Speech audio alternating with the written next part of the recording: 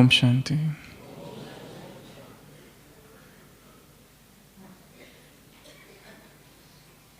एक बौद्ध कथा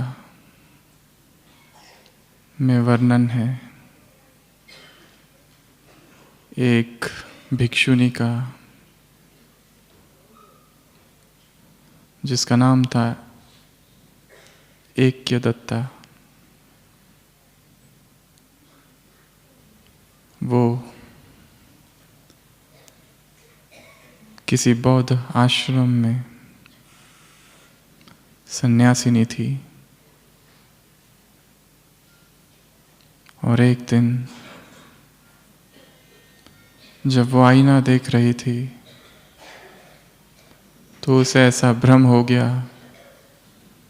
कि उसका सिर आईने में नहीं दिखाई दे रहा है। जब जब वो आईना देखे उसका सिर उसमें नहीं दिखता था, तो वो रोने लगी, वो चिल्लाने लगी कि मेरा सिर कहाँ चला गया, मेरा सिर है ही नहीं। साथ ही सन्यासिनी जो थी उन्होंने उसको समझाया, तुम्हारा सिर यही है, कहीं गया नहीं।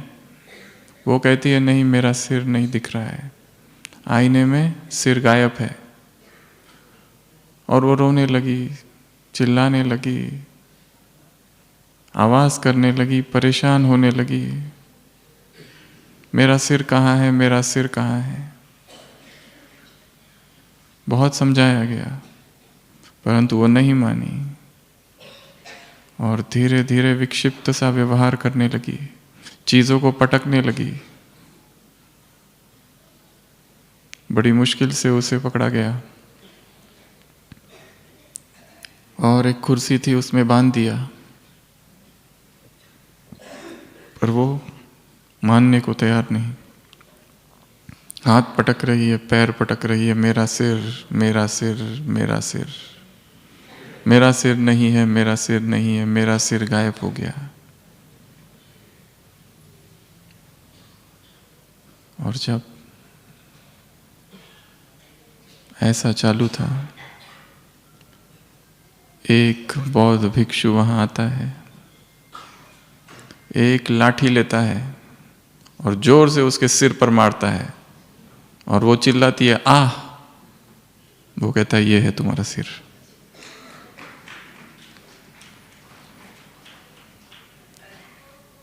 ऐसा लाठी का प्रहार, ऐसा एक धक्का, ऐसा एक शॉक, ऐसा एक झटका, जब तक चेतना को नहीं मिलता होश ठिकाने नहीं आते, बेहोशी नहीं उतरती। माया की जो मूर्छा है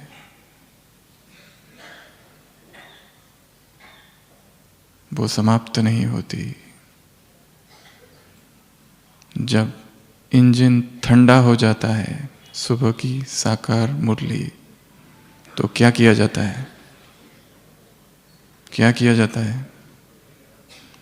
कोयले डाले जाते हैं। तो ये सब क्या है? ज्ञान के कोयले। बच्चों की अभी इतनी विशाल बुद्धि नहीं हुई है, इसलिए बाप आए हैं स्क्रू को टाइट करने। चाहे स्क्रू को टाइट करना कहो या मन के इंजन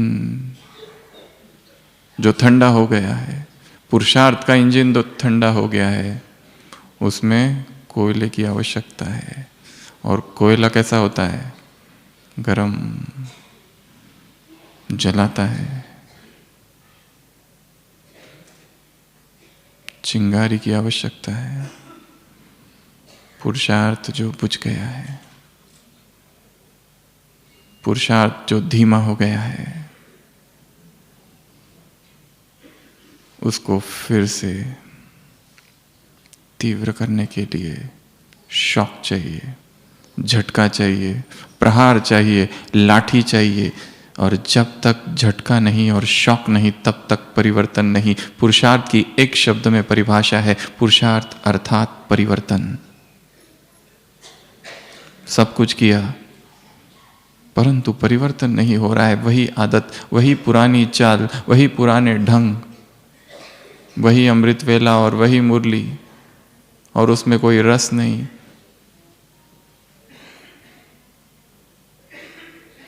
और वही सेवाएं, और अंदर से न मालूम कैसी उदासी।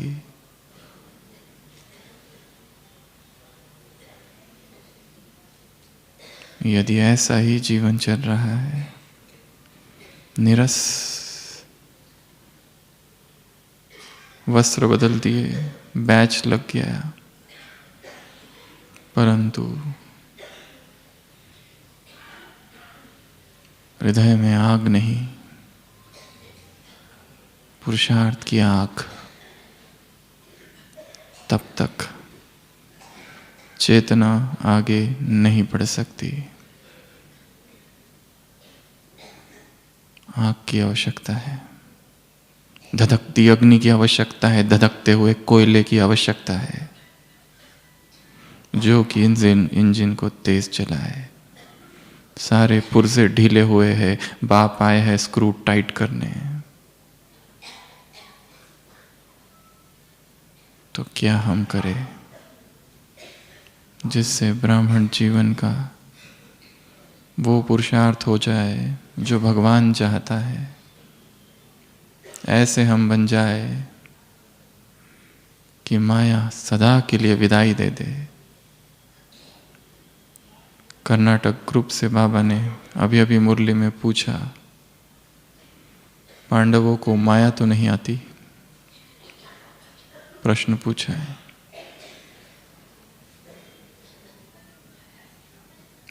ये सोचना वो मुझसे पूछा गया। अगर आती है तो कहाँ आती है और कैसे आती है, किस रूप में आती है, क्या क्या वो करती है और क्या अवस्था हो जाती है, उसका स्वचिंतन करना। और जब तक ऐसा स्वचिंतन ना हो तब तक पुरुषार्थ तीव्र नहीं हो सकता।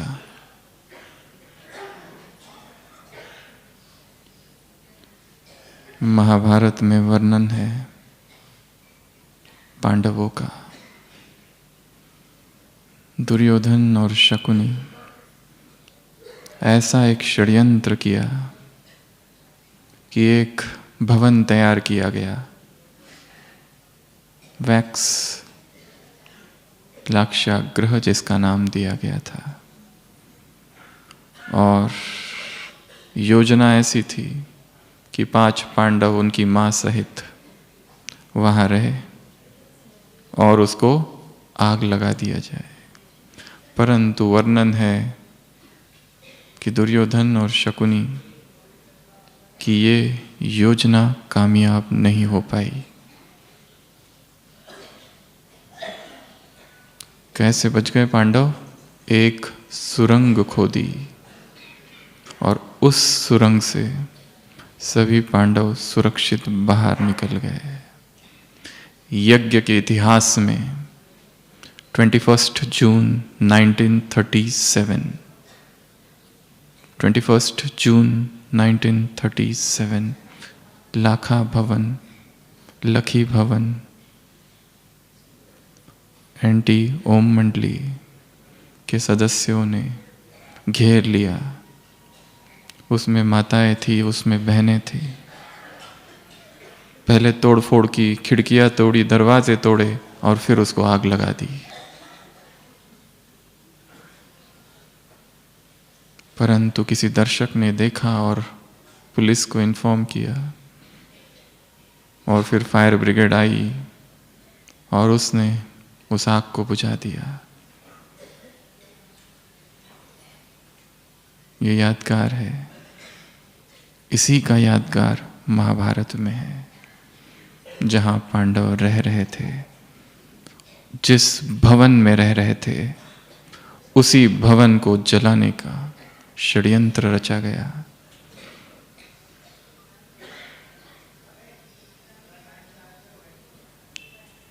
आज हम इसी लाक्षागृह की चर्चा करेंगे। ऐसे वो कौन से लाक्षागृह है जिसमें ब्राह्मण इस समय है और जो बनाए गए हैं, जिसकी रचना माया ने की है। और यदि एक सुरंग नहीं खोदी गई तो इस लाक्षागृह में जलकर पांडव भी भस्म हो जाएंगे। और वो पांडव हम हैं और वो शिव शक्तियां हम हैं। तो वो कौन से लाक्षागृह है? ऐसे 21 प्रकार के लाक्षागृह और 21 प्रकार की सुरंगे,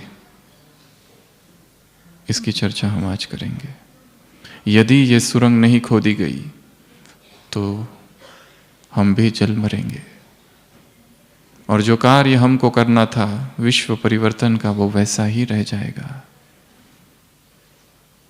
तो वो कौन से लाक्षागृह है, वो कौन से मोम के घर है जो माया ने रचना की है और जिसमें हम रह रहे हैं, और वो बहुत सुंदर है और हम उसी में रहकर खो गए हैं कि ये रावण की चाल है और ये एक षड्यंत्र है। और इससे यदि हमने सुरंग नहीं खोदी तो हम भी जलकर भस्म हो जाएंगे।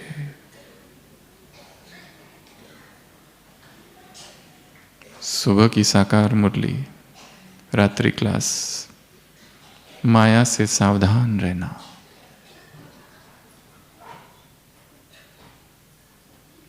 यदि हम बेहोशी में हैं, यदि हम मूर्छित हैं, यदि सजग नहीं, सतर्कता नहीं कि समय कौन सा है, तो शायद हमारे हाथ में आंसू होंगे, पश्चाताप होगा। सुबह की साकार मुरली बाप को सुना दो, समाचार बाप को दे दो। हर परिस्थिति में परिस्थिति देखकर बाप तुम्हें राय देंगे। बाबा से पूछो, ये मेरे जीवन की परिस्थिति है, ये मैंने किया, अब और क्या करूं? सब कुछ कर लिया, संस्कार वैसा कि वैसा ही है, परिवर्तन नहीं हो रहा है। दुख दर्द, भगवान मिला परंतु पता नहीं क्यों अन्न मिला सा है, पा लिया परंतु पता नहीं क्यों अन्न पाया सा है। बाप को समाचार सुनाओ, अंदर बाहर एक। तो वर्तमान समय कहीं ऐसा तो नहीं कि मैं भी किसी लाक्षागृह में बैठा हूं और मुझे पता ही नहीं कि ये भस्म होने वाला है, और मुझे पता ही नहीं कि इसमें आग लगने वाली है, और मैं इसकी सुंदरता से और मैं इसकी सुख सुविधाओं से इतना प्रभावित हूं कि बेहोश हो गया हूं। तो वो कौन कौन से लाक्षागृह है और हमें कौन सी सुरंगें खोदनी है, और जितनी जल्दी वो सुरंग खोदी जाएगी उतना अच्छा, नहीं तो पश्चाताप होगा। पश्चाताप अब कर लेना है। यदि ब्राह्मण जीवन में भूले हुई है, यदि ब्राह्मण बनने के बाद विकर्म पाप श्रीमत का उल्लंघन हुआ है, स्लोगन में कहा है, बुद्धि में श्रीमत और पाप की स्मृति रहे। यदि विस्मृति के कारण भूले हुई है तो अभी ही रुक जाना, अभी ही स्टॉप, अभी ही स्टैचू, और सच सच सुना दो।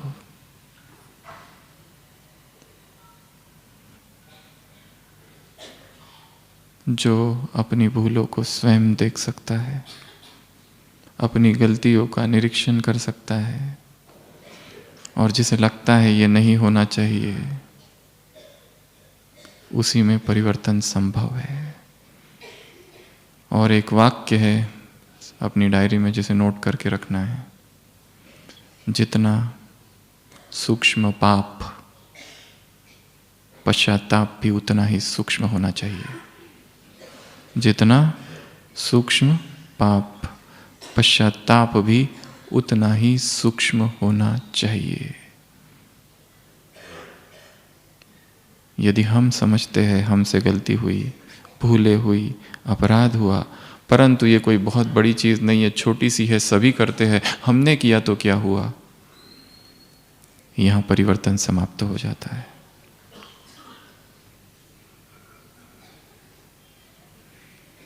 विजय का ध्वज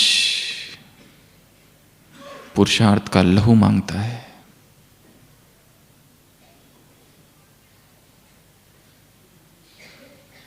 सबसे पहला लक्ष्याग्रह है अहंकार का लक्ष्याग्रह।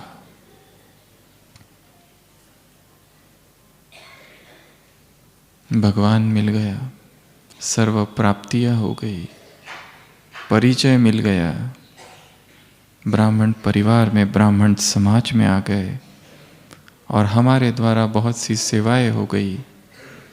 एक अहंकार प्रवेश करता है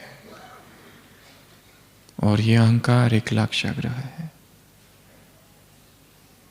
जो एक दिन भस्म कर देगा। ये भाव कि संगम युग पर जो कुछ भी सेवाएं हो रही है परमात्मा शक्तियों के द्वारा हो रही है। ऊपर पानी की टंकी है, उस टंकी ने इस नल को चुना तो इस नल का भाग्य है, इसमें अहंकार कैसा। तेरा तेरा करते जाओ तो बाबा ने क्या कहा, आज क्या हो जाओगे, तैर जाओगे। मैंने किया, मैं ऐसा हूं, मैं वैसा हूं, मैंने ये सेवाएं की। जो सेवाएं हमने की वो अपने आप हमारे अकाउंट में जमा हो गई है। इस संसार के किसी व्यक्ति की प्रशंसा, स्तुति, रिकॉग्निशन, एक्नॉलेजमेंट की हमें आवश्यकता नहीं है। सेवा इतनी और उसका विस्तार इतना, उसका प्रोपेगेंडा इतना। अव्यक्त महावाक्य है बाबा के, सेवा करो और अगर उसका वर्णन करते बैठो तो मार्क्स कट हो जाएंगे। हमेशा यज्ञ में उदाहरण दिया जाता है मम्मा का। 1.5 मास तक मम्मा बेंगलोर में थी, ढेर सारी सेवाएं की, वापस मधुबन में आई। मम्मा से पूछा गया, मम्मा सेवाएं कैसी थी? मम्मा ने कहा अच्छी थी, फुल स्टॉप, बस कोई वर्णन नहीं। जो भाई मम्मा के साथ था उसने कहा कितनी सारी सेवाएं हो गई बेंगलोर में, पर मम्मा के मुख से एक शब्द नहीं निकला। शब्द शब्द नपे तुले। यदि हमसे दिन रात अपनी ही सेवाओं का वर्णन निकलता रहता, यह सूक्ष्म में अहंकार प्रवेश है, तो यह अहंकार गिराएगा। और ये एक ऐसा लक्ष्याग्रह है जिसको कभी ना कभी आग तो लगेगी। इसके लिए एक सुरंग खोदनी है निमित्त भाव की। भगवान ने बनाया निमित्त, भाग्य है मेरे। वो चाहता था किसी और को भी ये सेवा दे सकता था, वो चाहता था किसी और को भी चुन सकता था। मेरे से योग्य, मेरे से अधिक अच्छे बुद्धिमान लोग संसार में बहुत है, परंतु उसने मुझे चुना, उसकी कृपा है।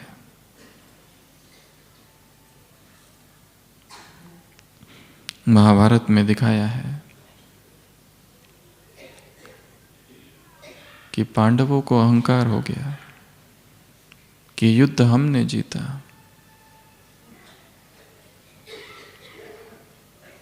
और दिखाया है कृष्ण अंत में सबको साक्षात्कार करा रहे हैं कि एक सुदर्शन चक्र घूम रहा है पूरा युद्ध भूमि में, कुरुक्षेत्र में, और वही सब कुछ कर रहा है।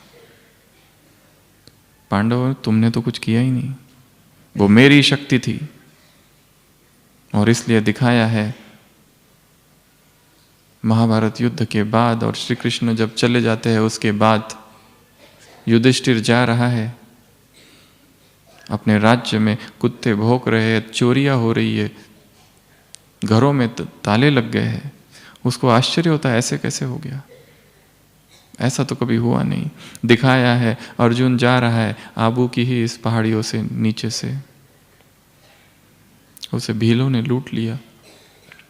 कहाँ गया उसका पुरुषार्थ, पौरुष, शक्ति, वीर्य, सामर्थ्य, सब कुछ खत्म। बाद में खबर आती है श्री कृष्ण तो गए।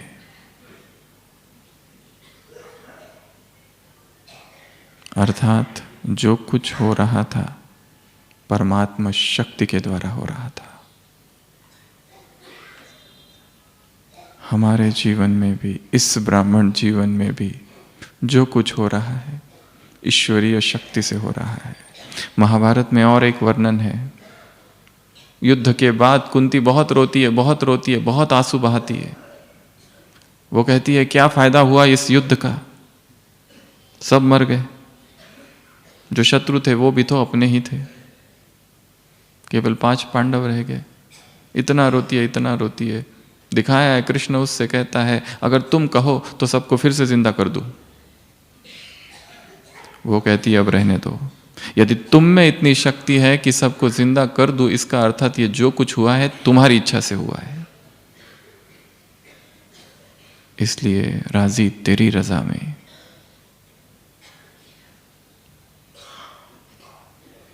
स्वयं को देखना है। भक्ति में कहावत है अज्ञान अंधकार है, परंतु ज्ञान महाअंधकार है। यदि वो ज्ञान अहंकार को जन्म दे, यदि उस ज्ञान का ही अहंकार हो जाए, अपने संपूर्ण जीवन को देखना है। जब से बाबा के बने और अब तक जो कुछ मिला, जो कुछ प्राप्तियां हुई, दिल से उसका शुक्रिया और दिल से उसका धन्यवाद। बहुत कुछ दे दिया उसने। और यदि छोटी छोटी चीजों में और छोटी छोटी बातों में मुझे अहंकार है तो यह अज्ञान है, ये मूर्छा है। इस लाक्षागृह में मैं रह रहा हूं और इसका विनाश होगा, ये पहला। दूसरा, बहानेबाजी, बहानेबाजी का लाक्षागृह।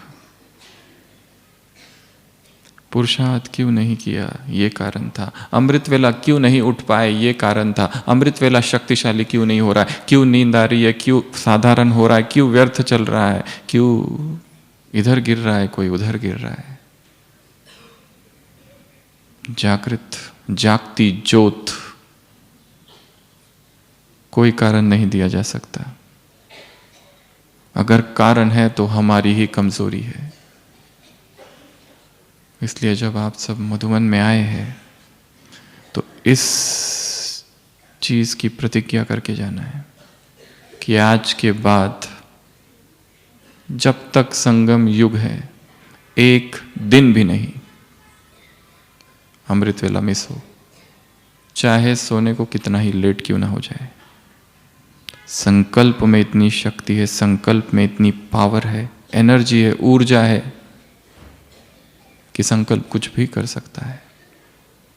एक संकल्प की आवश्यकता है, केवल एक संकल्प, परंतु दृढ़, शक्तिशाली, और किस स्थान पर बैठकर वो संकल्प लिया गया वो भी महत्वपूर्ण है। और जो संकल्प मधुबन की इस पावन भूमि पर बैठकर लिया जाएगा उसमें विशेष शक्ति होगी, विशेष पावर होगी। यहां बैठकर वहां जाने के बाद क्या करना है इसकी प्लानिंग करनी है। यहां बैठकर सेवा केंद्र, घर, ऑफिस, वहां क्या करना है इसकी प्लानिंग यहां बैठकर करनी है।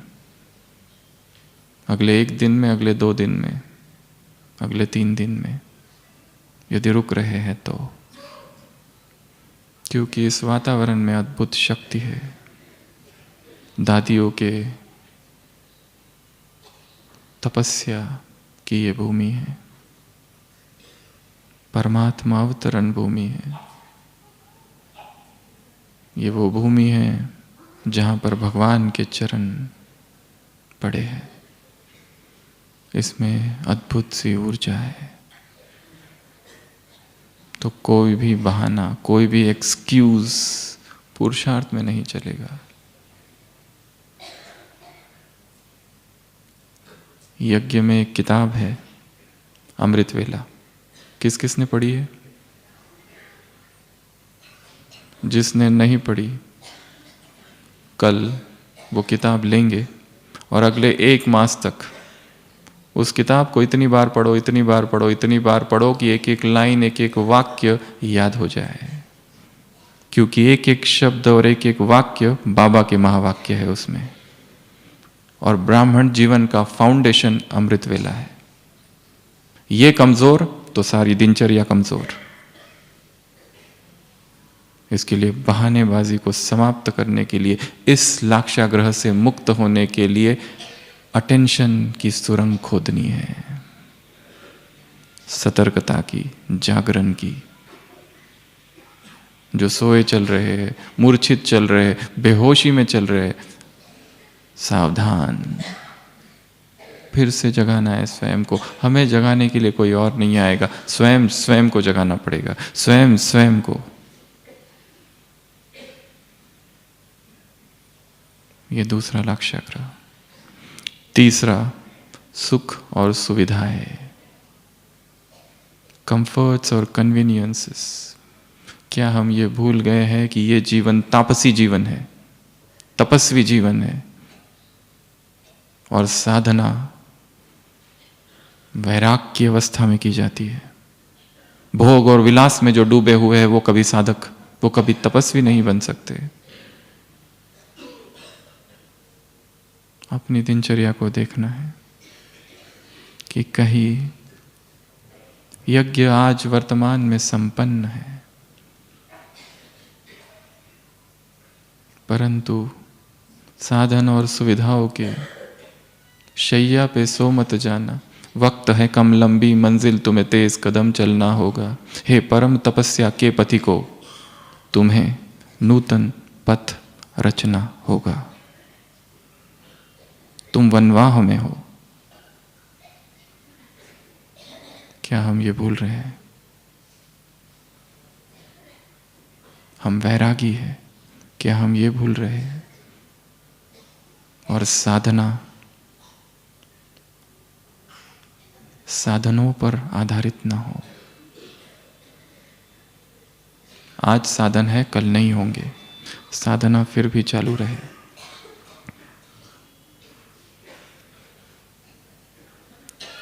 सुख सुविधाओं का भी एक लाक्षागृह है। कई ब्राह्मण इसमें डूब गए, खो गए। तपस्या, वैराग, त्याग, ये शब्द लुप्त हो गए शब्दकोश से। और एक बात कभी नहीं भूलना है, सेवा के पहले 3 चीजें चाहिए। जब तक ये 3 चीजें सेवा में नहीं, सेवा से पहले नहीं, वो सेवा में संघर्ष होगा, टकराव होगा, मनमुटाव होगा, असफलता होगी। वैराग, त्याग और तपस्या। कोई भी सेवा से पहले ये 3 चीजें चाहिए। जिस सेवा में दिखावा है और जिस सेवा में सुख सुविधाओं में डूबे हुए हैं,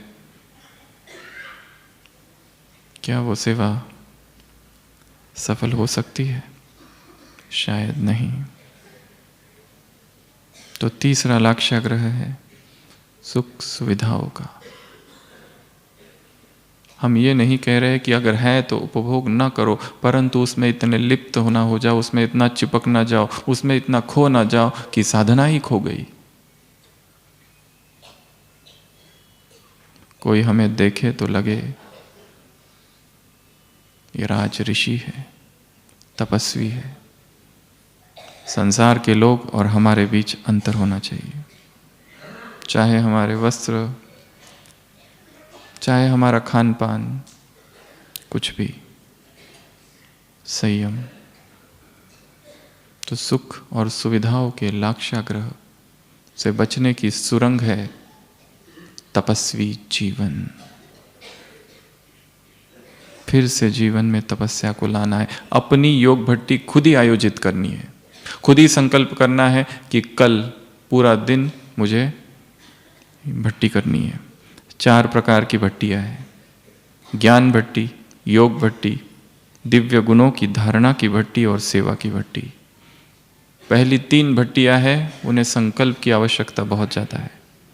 सेवाएं सभी कर रहे हैं, स्वतः हो रही है, परंतु ज्ञान की भट्टी करना अर्थात ज्ञान का एक पॉइंट ले लेना, ज्ञान का एक शब्द ले लेना, ज्ञान का एक महावाक्य ले लेना, उसका विस्तार करना, मन में चिंतन करना, मंथन करना। जैसे अभी अभी मुरली चली, तुम कौन हो, हाईएस्ट हो, होलीएस्ट हो और रिचेस्ट इन द वर्ल्ड हो। रिचेस्ट इन द वर्ल्ड में बाबा ने खजाने गिनाए, खजाने गिनने की, बढ़ाने की युक्तियां बताई। पूरी मुरली में 2 और 3, 2 और 3, 2 बातें 3 बातें, 2 बातें 3 बातें। इस मुरली को सुनने के लिए हम इतनी दूर से यहाँ आए, भगवान से मिलन मनाने यहाँ आए। मुरली हुई और मुरली चली गई। कितने लोग हैं जिन्होंने ये मुरली पढ़ी अभी अभी जो चली? बहुत कम। और कितने ऐसे हैं जिन्होंने इस पर चिंतन किया? बहुत कम।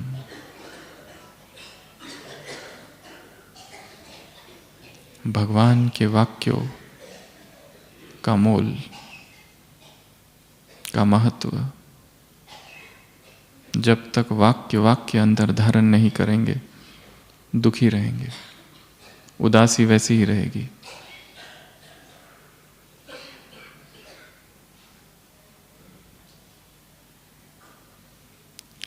अगला लाक्षागृह, और जो सबसे पावरफुल लाक्षागृह है, digital Lakshagriha.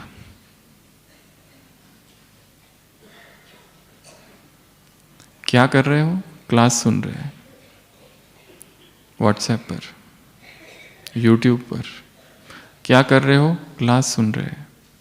Class class class class class. Shiv Baba कहाँ है?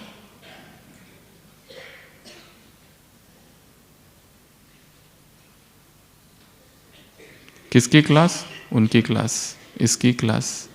भगवान कहाँ है?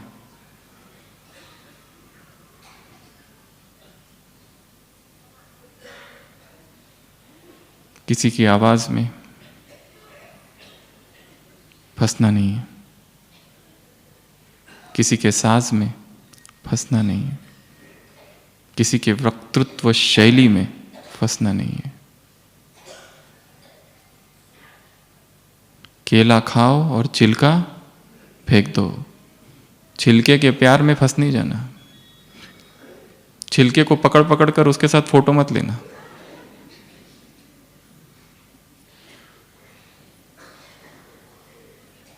प्यार ज्ञान से हो, सुनाने वाला कोई भी हो।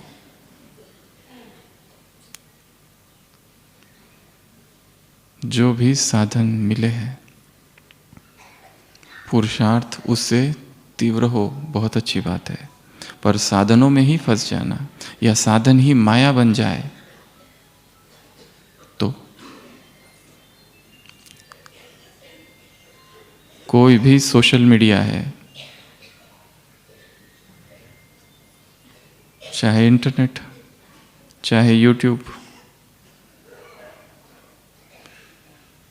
बिना पर्पस के किसी को भी हाथ नहीं लगाना। Do not Google surf, do not go to YouTube without purpose.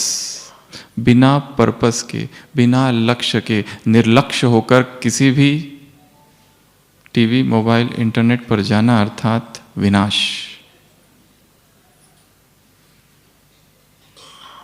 तो ये जो डिजिटल लाक्षागृह है बहुत अच्छा है, सेवा का बहुत बड़ा साधन है, पर माया का भी सबसे बड़ा साधन है।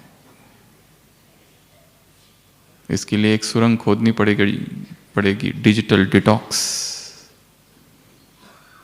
वो नेचर की ओर होता है, डिटॉक्स करते हैं वहां पर।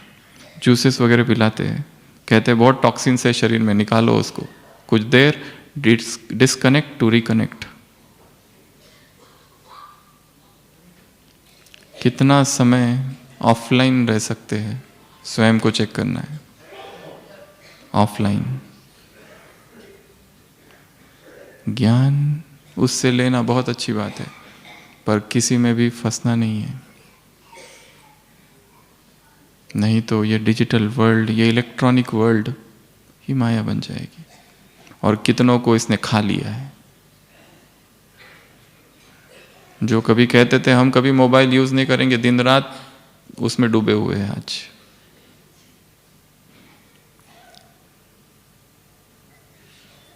जब माया को ये पता चला, रावण को ये पता चला कि ये ब्राह्मण सिनेमा देखने नहीं जाते, तो माया ने एक चाल चली, टीवी, घर घर में टीवी बिठा दिया।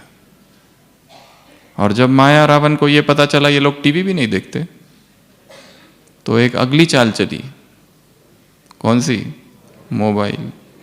पर उसको पता चला कि कुछ कुछ तो है, वो मोबाइल भी यूज नहीं करते, परंतु उनको इंफॉर्मेशन बहुत चाहिए, जानकारी चाहिए इंटरनेट का, व्यवस्था की, और उसी में फंसा दिया। जैसे जैसे पुरुषार्थ आगे बढ़ेगा, माया अपना रूप भी बहुत सूक्ष्म करती जाएगी। भक्ति मार्ग में कहावत है, निद्रा देवी जो थी, निद्रा देवी भगवान के पास पहुंची, मैं कहाँ रहूं, मेरे रहने का कोई स्थान बताओ। भगवान ने कहा था, जहां जहां मेरा नाम लिया जाएगा तुम वहां वहां जाकर रहो। इसलिए सभी सत्संगों में अक्सर देखा गया है, भक्त आत्माएं सोते रहते हैं, और संगम युग पर अमृत वेला नींद करने वालों की लंबी लिस्ट है। कोई यहां गिरता है, कोई इधर। कभी एक आत्मा संदली पर बैठे बैठे योग कराते कराते गिर गई। ऐसा भयंकर प्रकोप है नींद का। एक भाई ने अपनी डायरी दिखाई थी, मुरली लिखते समय, मुरली सुनते समय इतनी नींद, मुरली लिख रहा है पर गोल गोल गोल गोल गोल गोल गोल गोल, पूरा गोल गोल गोल गोल गोल गोल। जब मुरली पूरी हुई तो देखा पूरे पेज भर में गोल गोल गोल गोल था, क्या लिखा पता नहीं। एक वो है जिन्हें मुरली अमृत वेला नींद, दूसरे वो है जिन्हें मुरली नींद, और तीसरे वो है जो क्लास में नींद, चौथे वो है जो ज्ञान का डिस्कशन चालू है जोरदार, उसमें भी नींद।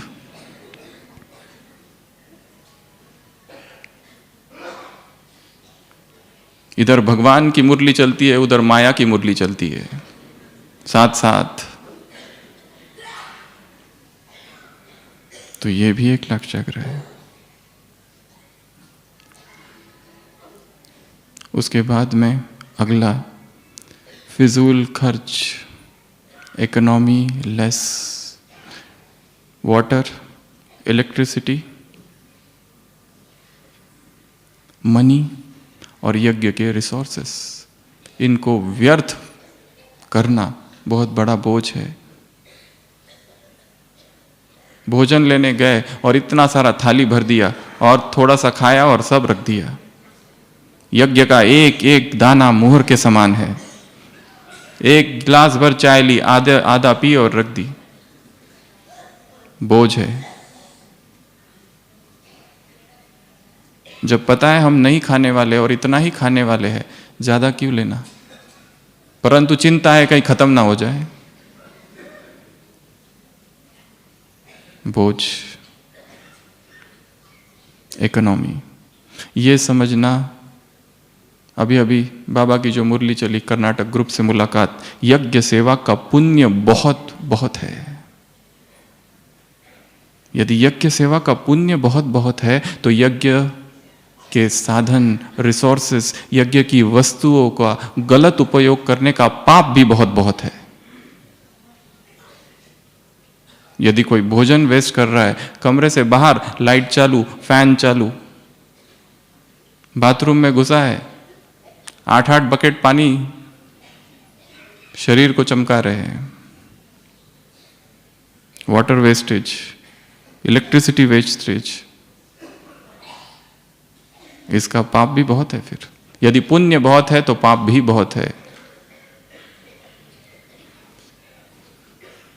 तो इस लाक्षागृह से निकलने के लिए कम खर्च बाला नशीन, स्वयं की चेकिंग करनी है, स्टॉप करना है वो सारे खर्चे। बाबा ने कहा सेवा ऐसी करो कि कम से कम खर्चा हो और परिणाम बहुत बड़ा हो, चाहे सेवा हो या कुछ भी हो। उसके बाद है भोजन, फूड। भोजन का लाक्षागृह। मनुष्य अपने दांतों से अपनी कब्र खोदता है, दिन रात खाऊं खाऊं खाऊं, चटोरापन, टेस्ट के गुलाम।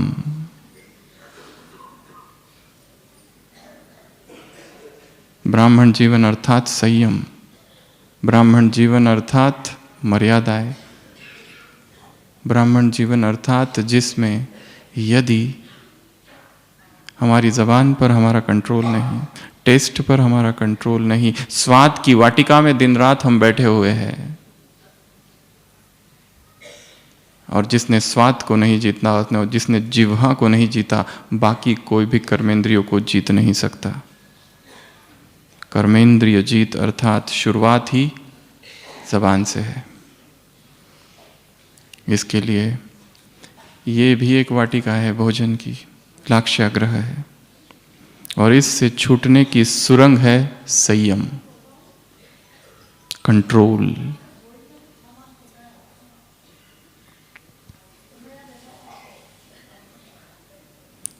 नेक्स्ट लाक्षागृह, इसका विस्तार हम नहीं करेंगे क्योंकि ये बहुत बड़ा टॉपिक है। उसके बाद है गॉसिप्स। गॉसिप्स अर्थात झरमोई जगमोई, पर चिंतन, इसने क्या किया, उसने क्या किया, यहाँ क्या हो रहा है, वहाँ क्या हो रहा है। मधुबन में आने के लिए घर से निकले थे, सोचा था भगवान से मिलन मनाएंगे, यहाँ आए और यहाँ क्या कर रहे हैं, क्या तपस्या की, या यहाँ देखा वहाँ देखा, ताक झाक, इसने क्या किया, उसने क्या किया, क्या ये करने आए थे या भगवान से मिलन मनाने आए थे। मधुबन में आए थे शक्ति भर जाए आत्मा में, चेतना में, ऐसा साहस, ऐसा पौरुष, ऐसा सामर्थ्य, ऐसा पुरुषार्थ की आग फिर से धड़क भपक जाए। आए थे इसलिए, और यहाँ आकर ये क्या करता है, वो क्या करता है, ये लोग क्या करते हैं, मधुबन निवासी क्या कर रहे हैं, वो क्या कर रहे हैं। गॉसिप्स, यहाँ वहाँ की बातें, क्या ये करने आए थे हम यहाँ। यदि इस लाक्षागृह में हम बैठे हैं तो जल के भस्म हो जाएंगे। परचिंतन पतन की जड़ है। What is that to you? Mind your own business. और इस लाक्षागृह से छूटने के लिए एक सुरंग खोदनी पड़ेगी स्वचिंतन की। सारा ध्यान दूसरों से हटा देना। एक विदेश का फिलोसोफर पॉल जीन सात्र ने कहीं कहा है, द अदर इज हेल, दूसरा नरक है। सारा ध्यान इधर केंद्रित करो। यहां आए थे स्वचिंतन करने के लिए, यहां आए थे तपस्या करने, यहां आए थे स्व को बदलने के लिए, दूसरों को बदलने के लिए नहीं। दूसरे क्या कर रहे हैं हमें उससे कोई सरोकार नहीं। No business, mind your own business, mind your own affair.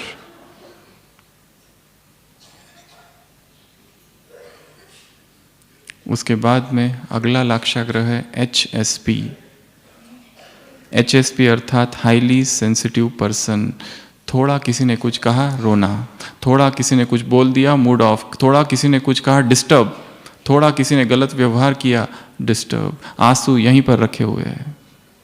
ऐसे कितनी हैं माताएं जो पिछले 1 मास में एक बार भी नहीं रोई, पिछले 1 मास में एक बार भी नहीं। इसका मतलब बाकी सब रोए हैं।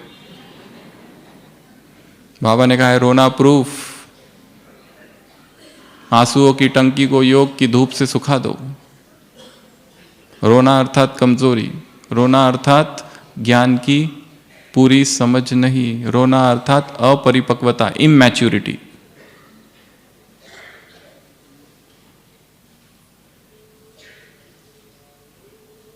तो यदि सेंसिटिव नेचर है, यदि हम फीलिंग देवी है और बात बात से डिस्टर्ब होते हैं तो हम इस मार्ग में आगे नहीं बढ़ सकेंगे। ये तो धधकती अग्नि का मार्ग है, यहाँ बहुत कुछ सहन करना है, सिक सिक झुक झुक मरमर का मार्ग है। यदि ऐसा नेचर है तो क्या किया जाए, उसके ऊपर सोचना, चिंतन करना, मार्ग पूछना। बाबा ने कहा है हर परिस्थिति के लिए बाप तुम्हें राय देंगे, पूछो उसको, साथियों से पूछो, बड़ों से पूछो, उत्तर मिलेगा। अपनी स्थिति का समाचार भगवान को सुनाना है, ये स्थिति है। और क्या किया जाए? सच्चाई से सुनाना, खोट ना हो।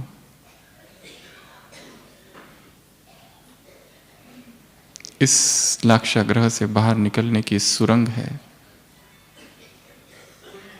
स्वयं को तैयार करना जीवन के कठोर संघर्ष के लिए। सब कुछ सहन करना है, सहनशीलता की सुरंग।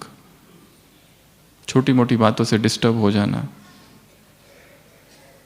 ये कोई महान आत्मा की निशानी नहीं है। इस संसार में ऐसा कोई भी नहीं हुआ है जिसने सहन नहीं किया। सबको बहुत कुछ सहन करना पड़ा।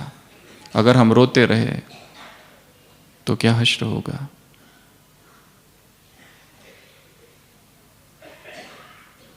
उसके बाद है अगला लाक्षाग्रह इनसिक्योरिटी का। संडे की मुरली थी भय, भय के सिंहासन पर बैठे हुए। जितना बड़ा नेता उतने ज्यादा अंगरक्षक। कहीं भय के सिंहासन पर मैं तो नहीं बैठा हुआ हूं, मेरा क्या होगा, आगे क्या होगा, बुढ़ापे में क्या होगा, बीमार हूं तो क्या हो जाएगा, मैं जिनसे प्यार करता हूं वो अगर शरीर छोड़ दे तो क्या होगा, अगर उनको कोई बीमारी आ जाए तो क्या होगा, अगर मेरी जो पोस्ट है वो चली जाए तो क्या होगा। अज्ञात से भय, भय के सिंहासन पर मैं तो विराजमान नहीं हूं। इनसिक्योरिटी, फियर है, असुरक्षा का भाव है, पता नहीं मेरा आगे क्या होगा। अरे जीवन किसको दिया है? अगर ऐसे विचार है तो निश्चय की कमी है। तो यदि इनसिक्योरिटी, असुरक्षा के लाक्षाग्रह में है तो भस्म होंगे। इसके लिए सुरंग खोदनी पड़ेगी निश्चय की। अपने निश्चय को दृढ़ करना, रिवाइज करना कि तुम ही सब कुछ हो। जीवन तुझको दिया है, किसी देहधारी को नहीं दिया। योगक्षेमम वहाम्यहम, मैं तुम्हारी देखभाल करूंगा हे अर्जुन, मेरी शरण में आ। मन मना भव मद भक्तो मध्याजी माम नमस्करू।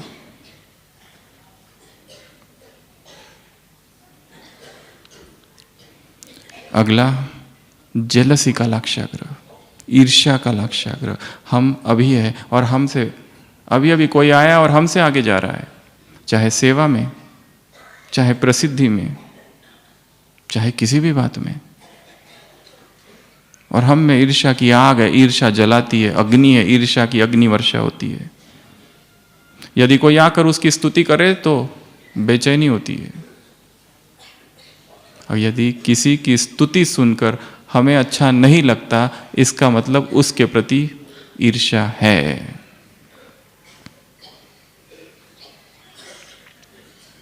ये भी लाक्षाग्रह है। सुरंग खोदनी है ड्रामा। हर एक एक्टर को वही मिल रहा है जो उसका भाग्य है। यदि कोई बहुत सेवा कर रहा है, हो सकता है जिनकी वो सेवा कर रहा है उनके साथ भी तो उसका हिसाब किताब है, तो इसमें ईर्ष्या की क्या बात है। और जो अभी अभी आया और आगे जा रहा है, हमें क्या पता वो किस जन्म में किस तरह की तपस्या करके आया है। एक सेवा केंद्र है, अभी अभी कोई कन्या वहां आई और वो कन्या सबसे तीखी और तेज है। हो सकता है वो कन्या वो है, किसी जन्म जन्म की तपस्या की है, इसी यज्ञ से निकली हुई आत्मा फिर से आई है, सेकंड बर्थ बीके। या तो कोई महान भक्ति की है, महान साधनाएं की है, उसके बाद आई है। इसलिए ईर्ष्या किस बात की। नेक्स्ट लाक्षाग्रह है काम विकार का लाक्षाग्रह। आज सुबह की साकार मुरली, काम का हल्का नशा, काम का हल्का नशा। काम का हल्का नशा भी ना हो, ऐसी प्यूरिटी अंदर भर दो। We are the holiest in the world मुरली चली थी, जिनको संकल्प में, स्वप्न में भी इम्प्यूरिटी टच ना करे। ऐसी हाईएस्ट लेवल की प्यूरिटी, ऐसा हाईएस्ट लेवल का कैरेक्टर जिसमें एक दाग भी ना हो।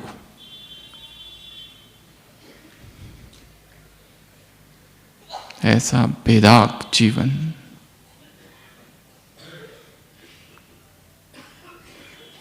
ऐसी प्यूरिटी, ऐसा प्यार पवित्रता के लिए।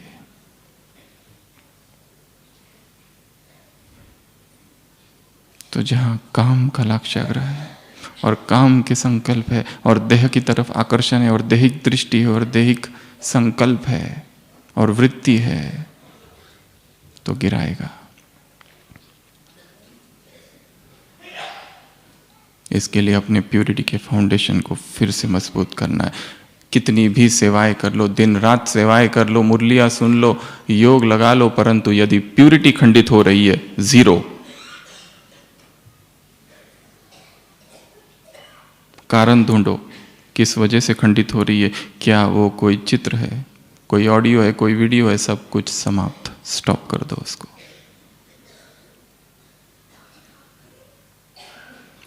उसके बाद नेक्स्ट लाक्षाग्रह, तो काम के लाक्षाग्रह के लिए सुरंग है प्यूरिटी।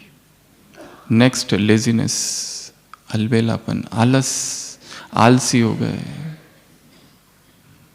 स्वयं को जगाना है, स्वयं को फिर से जागृत करना है कि हे योगी जाग। क्या बात करेंगे स्वयं से? हे तपस्वी उठो। क्या करने आए थे और क्या कर रहे हो?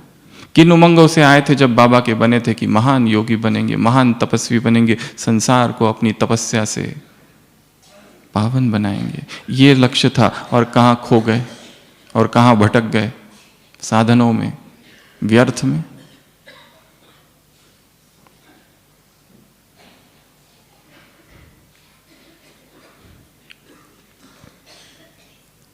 आलस से निकलने के लिए अवेकनिंग की सुरंग खोदनी है, जागरण की। उसके बाद है मनी, पैसा, धन। अपनी ग्रीड को नीड का नाम नहीं देना है, भाइयों के लिए विशेष। भाग रहे भाग रहे भाग रहे, पता नहीं किस लिए भाग रहे। ये भी चाहिए, वो भी चाहिए, ये जमीन, वो बिजनेस, वो बिजनेस, ये बिजनेस। इतना उलझा दिया है स्वयं को पैसों की इस दौड़ में कि पुरुषार्थ खो गया है।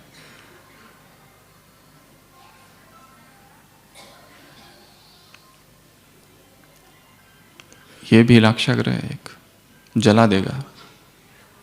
संतुष्टता की सुरंग खोदनी है कि जो मिला बहुत है,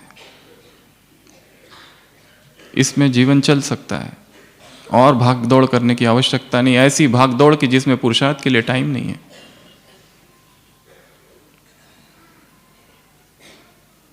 उसके बाद है निगेटिविटी की सुरंग। निगेटिविटी और व्यर्थ, दिन रात निगेटिव संकल्प चलते रहते हैं, और इसका कारण है चिंतन का अभाव, श्रेष्ठ संकल्पों का अभाव, पॉजिटिव संकल्पों का अभाव, मुरली चिंतन का अभाव। इसलिए व्यर्थ संकल्प इतने चल रहे हैं।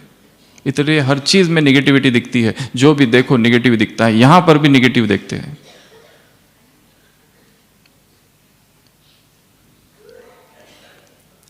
Frustration in Madhuban is frustration everywhere. जो यहां आकर संतुष्ट नहीं, वो इस त्रिभुवन में कहीं पर भी संतुष्ट नहीं हो सकता। जो भगवान के घर में संतुष्ट नहीं, वो संसार में कहीं संतुष्ट नहीं हो सकता। यदि मन में निरंतर वेस्ट है और निरंतर निगेटिव चल रहा है, इसका अर्थ ज्ञान का चिंतन नहीं किया है, मनन नहीं किया, पॉजिटिविटी का सागर धरा पर अवतरित हुआ है।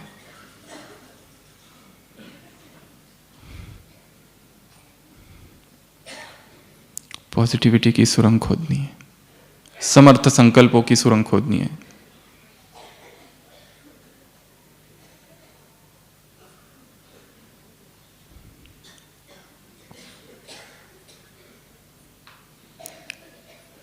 उसके बाद अगला लाक्षाग्रह फोटोग्राफी का लाक्षाग्रह। जहां देखो वहां क्या कर रहे हैं? फोटो ही निकाल रहे हैं, सेल्फी। दिन रात वही काम चालू है। किसी स्थान को देखने जा रहे हैं, स्थान रह गया, फोटो निकालना ही चालू है। कोई मिल गया, उसके साथ फोटो निकालना चालू है। यादगार बहुत अच्छा बन जाता है बात के लिए, पर देखने के लिए भी समय नहीं है। एक सेवा करो 50 फोटो और उसमें भेजो कि देखो हमारे फोटो, हम ये सेवा कर आए, यही तुम्हारी सजा है, देखो। उसने मांगे नहीं, हम मांगा तो दूसरी बात है, पर जबरदस्ती भेज रहे हैं। स्पिरिचुअल सेल्फी की सुरंग खोदनी है, स्वयं को देखने की, स्वयं की तस्वीर, तकदीर की तस्वीर देखो, चरित्र का चित्र देखो, ऐसी अद्भुत चित्रशाला है।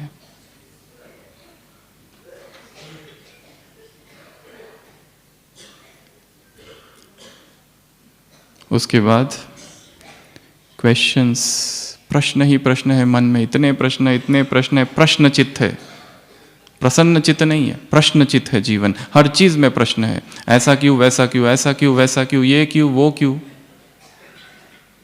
इतने प्रश्न हैं। अगर उस प्रश्न का उत्तर भी मिल जाए, उस उत्तर से 10 नए प्रश्न तैयार होते हैं। पकड़ते रहते हैं किसी किसी को, कोई मिल जाए यज्ञ का महारथी, पकड़ो और प्रश्न पूछो, और जो उत्तर देने वाला है वो हमको पहले ही पता है, और कभी कभी टेस्ट करने के लिए भी पूछते हैं। हमारे सभी प्रश्नों का उत्तर अमृत वेला है। उठो और उससे पूछो जो प्रश्नों से पार है, जो हर उत्तर का सागर है।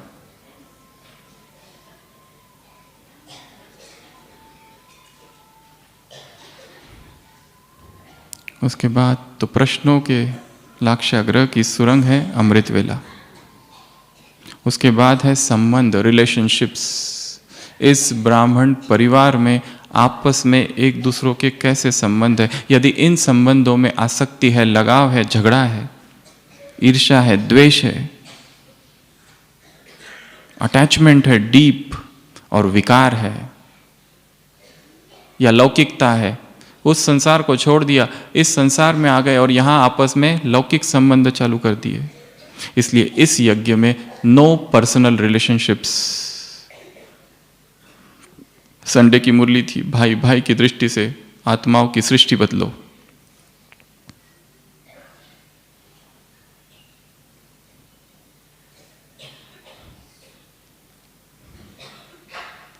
अपने संबंधों को चेक करना है, कहां फ्रैक्चर है, कहां रिपेयर की आवश्यकता है, कहां डिसलोकेशन है, क्या करना चाहिए, कैसे उसको मधुर बनाया जाए। यदि संबंधों में विकार की गंध है, यदि संबंधों में आसक्ति है, फैमिलियरिटी है, अटैचमेंट है, बेचैनी है, द्वंद्व है, मनमुटाव है, it's a time to stop and check.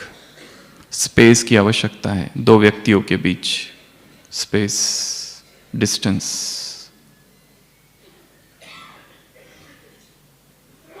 तो संबंधों में यदि फंसे हैं एक दूसरों के साथ, continuous calls, continuous messages, continuous WhatsApp, इधर से एक मैसेज, उधर से एक मैसेज, इधर से एक मैसेज, उधर से एक मैसेज, क्या जरूरी है वास्तव में? व्यक्तियों के साथ शेयर करो, भगवान के साथ शेयरिंग अपने आप कम हो जाएगी। व्यक्तियों के साथ शेयरिंग कम, भगवान के साथ शेयरिंग अपने आप बढ़ जाएगी, संबंध शक्तिशाली हो जाएगा।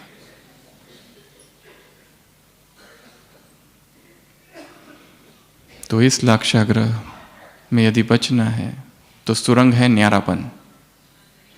उसके बाद में सेवा का लाक्षागृह। सेवाओं में ही फंस गए। सेवा चालू की थी विश्व कल्याण के लिए, पर सेवा करते करते जिसकी सेवा कर रहे हैं उसी को भूले हुए हैं। सेवा का ऐसा विस्तार, ऐसा विस्तार, ऐसा विस्तार। सेवा बहुत अच्छी चीज है, पर एक बात किसी को नहीं भूलनी है, सेवा इज द 4th सब्जेक्ट। कुछ दिन पहले मुरली में एक क्रांतिकारी वाक्य था, इस विश्वविद्यालय में पहला सब्जेक्ट है योग, फिर है पढ़ाई। हमेशा हम सोचते हैं ज्ञान, योग, धारणा, सेवा। 3-4 दिन पहले एक मुरली थी, बाबा ने कहा फर्स्ट सब्जेक्ट है योग। योग हमारा शक्तिशाली हो।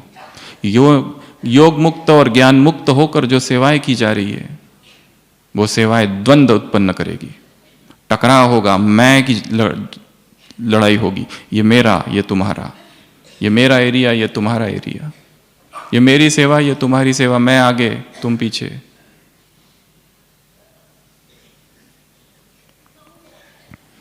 सेवा ही लाक्षागृह न बन जाए।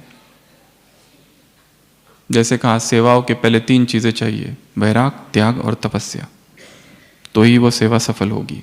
जो सेवा में त्याग नहीं, जो सेवा में तपस्या नहीं और जिस सेवा में वैराग नहीं, नाश कर देगी ऐसी सेवा चेतना का, क्योंकि उसमें अहंकार की लड़ाई चालू होगी। In the battle of ego the winner is loser. अहंकार के युद्ध में जो जीतता है वो हारता है। उसके बाद में है तो सेवाओं में ये 3 चीजें, इन्हीं की सुरंग। फिर उसके बाद में टेंशन का लाक्षागृह। ब्राह्मण बन गए परंतु निरंतर टेंशन में है, स्ट्रेस है, स्पिरिचुअल टेंशन, दुनिया का टेंशन दूर करने वाले। संडे की मुरली थी, तुम शांत स्वरूप हो, तुम शांति के अवतार हो, तुम शांति के भंडार हो, तुम शांति के दानी हो, शांति के महादानी हो। संसार की आत्में चीख रहे, पुकार रही है, चिल्ला रही है, परेशान है, तुम उन्हें शांति का दान दो। आत्मिक दृष्टि से उनको शांत करो। भिखारी है, भय के सिंहासन पर बैठी है, भय के वशीभूत है।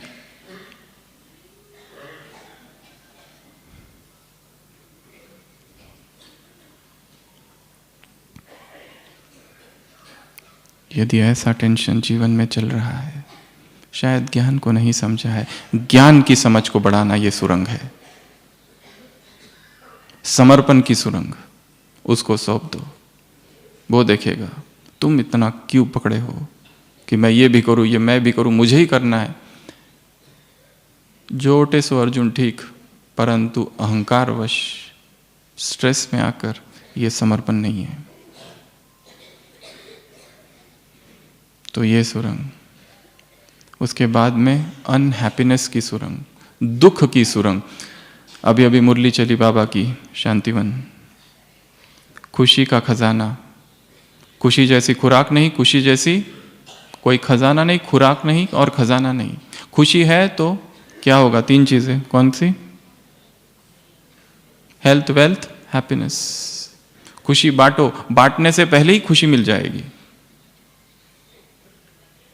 यदि सब कुछ है और जीवन में खुशी ही नहीं और दुख है, तो ब्राह्मण बन के क्या किया?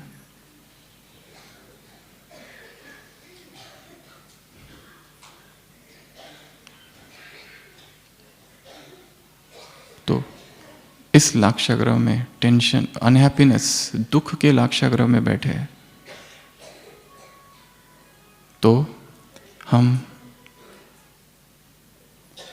इस टेंशन से ही नष्ट हो जाएंगे एक दिन। इसके लिए इस लाक्षागृह से बाहर निकलने की विधि है। खुशी को जीवन में फिर से लाना है। कारण ढूंढने हैं मेरी खुशी को किडनैप करने वाले कौन कौन है। व्यक्ति, वस्तु, परिस्थिति क्या है। और लास्ट 21वीं सुरंग, 21वां लाक्षागृह।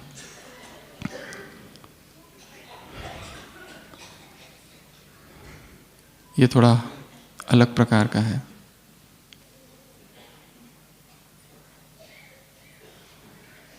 संग्रह वृत्ति का लाक्षागृह। होर्डिंग, जमा करना चीजों को, गिफ्ट्स, वस्तुएं, पैसे, चीजें, और अपने पास ही रख देना, किसी को देना नहीं, कंजूस।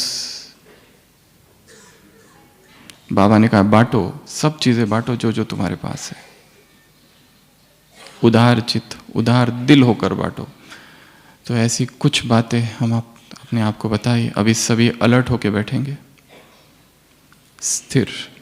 अभी अभी जो मुरली चली उसमें बाबा ने 2 ड्रिल कराई लास्ट में। 1 सेकंड में मन को जहां एकाग्र करना चाहो कर दो। एक तो ये बात। दूसरी, 1 सेकंड में मेरा तो एक शिव बाबा, दूसरा ना कोई। ये दूसरी ड्रिल। ये 2 ड्रिल करनी है। तो हम थोड़ी कमेंट्री कराएंगे। इतना स्थिर बैठना है कि सबसे पहले तो शरीर स्थिर हो जाए। जो शरीर हिल रहा है वहाँ आत्मा प्रतिबिंबित कैसे होगी? इस देह को भी जीतना है, इन इंद्रियों को भी जीतना है। और अभी जो बातें बताई, भिन्न भिन्न प्रकार के लाक्षाग्रह और उससे छूटने की जो जो सुरंग बताई, फिर से उनके ऊपर चिंतन करना, मनन करना। तो अभी हम सभी कुछ समय के लिए ऐसा शक्तिशाली योग करेंगे जो बाबा ने कहा साइलेंस की शक्ति स्मृति का अलौकिक वायुमंडल बनाती है, वैसा वायुमंडल बन जाए। ओम शांति।